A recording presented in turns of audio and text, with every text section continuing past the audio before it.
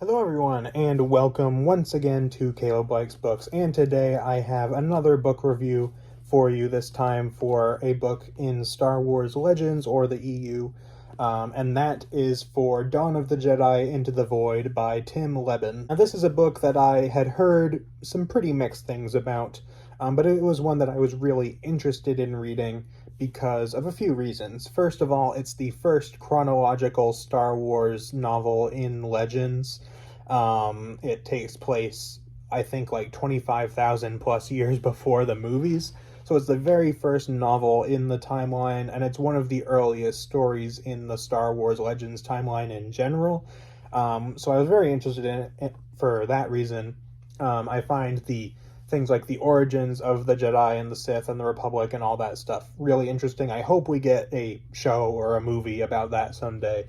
But I was really interested in this for that reason. And also, I had heard some pretty mixed things about this book for several different reasons. But I kind of went into it thinking, oh, hopefully I'll find more to appreciate in this book than other people do. Because when it comes to books that are maybe not as well liked within the community of whichever book it happens to be, I kind of want to go into it and try to find things to appreciate about it more than maybe some other people do, because I like to look for the positive when it comes to books or movies or whatever it may be.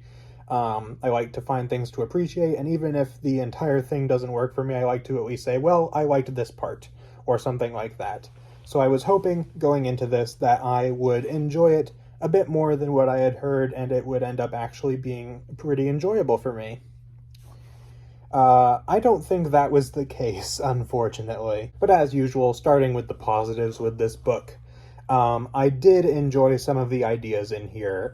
For example, the main villain, which this isn't really a spoiler, but considering it takes place like right at the beginning of the book, but the main character of the book, whose name is Lana Rhee. I couldn't even remember it. I had to look at the back of the book to see that. But Lana Rhee's brother is kind of the villain of this book. He disappeared for the longest time. She thought he was dead. And he comes back and he's going to do some bad stuff. And kind of one of his motivations is wanting to remove the Force from everything, essentially.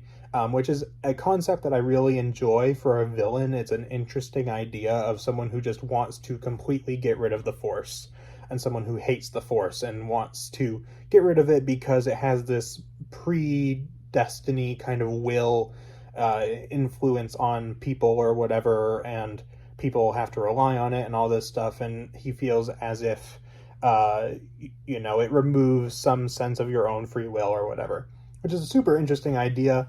I don't think that it was developed enough in this book to really be interesting, but I liked the idea of it. And another thing I liked about this book was more of the lore stuff.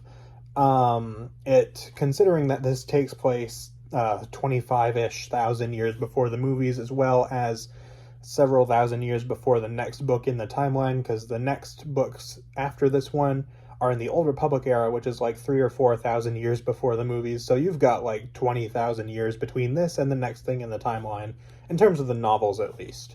I was very interested in seeing how it handled that, and there was some interesting stuff in there for this, but I don't think that it really developed that enough. And part of that was due to the same thing with the villain motivation stuff. This was a really, really short book, so it didn't really, I think, have enough time to really develop the lore and the villain's motivations and all that stuff. I don't think it really took the time to focus on that stuff as much as I think it should have. And funnily enough, as I mention the length of the book, I think that's a positive. This is a really short book. It's like 300 pages or less, I think. And I do consider that a positive. Make of that what you will. So, for the negatives for this book, it comes down to really one thing. There is one negative for this book for me, and that's just kind of a big one. It's the reason why I didn't really care for this book. And that's that I just did not find anything really about this book interesting in terms of the characters, in terms of the plot. The only things that I really enjoyed about this book were some of the ideas around the main villain, and even then I don't think those were developed well enough for me to say I liked the main villain or his motivations. I just didn't find any of it memorable. I didn't find really any of it interesting.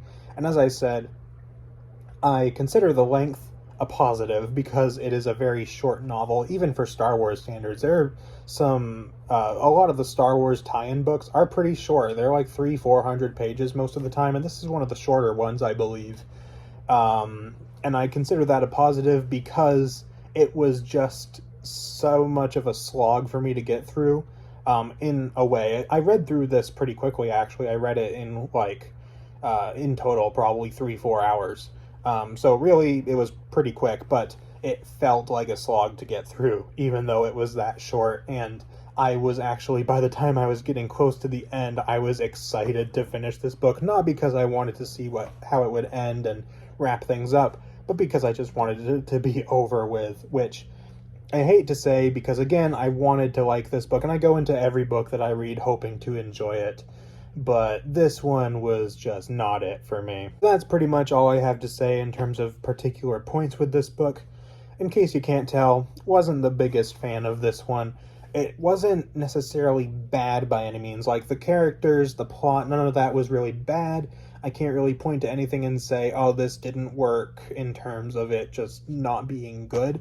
It was just really boring to me. I did not care about anything that happened in this book, which I hate to say because there's, again, some decent ideas in here, and it's set in a time period that I'm very interested in, but it didn't grab me at all, which I'm not going to say this is a bad book, but it was just completely forgettable. As far as a rating out of 10, I'm not going to give it like a 1 or 2, because for me, that's just like a completely bad, like I hated it kind of book. But I'm going to give this a 3 out of 10, because even though you could consider that bad, I wouldn't say it's like a horrible book. It wasn't like offensively terrible or anything, but it was just, I just did not care for it. And I hate to say it again, but I just didn't really care for this one at all. But anyways, that is pretty much it for this review, so let me know down in the comments if you hopefully enjoyed this book more than I did. Let me know what you thought of it. Did you really like this one and you think that I just,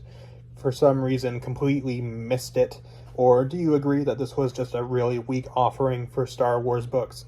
Let me know down in the comments. And that's pretty much all I got for this video, so thank you for watching, and I will see you guys next time.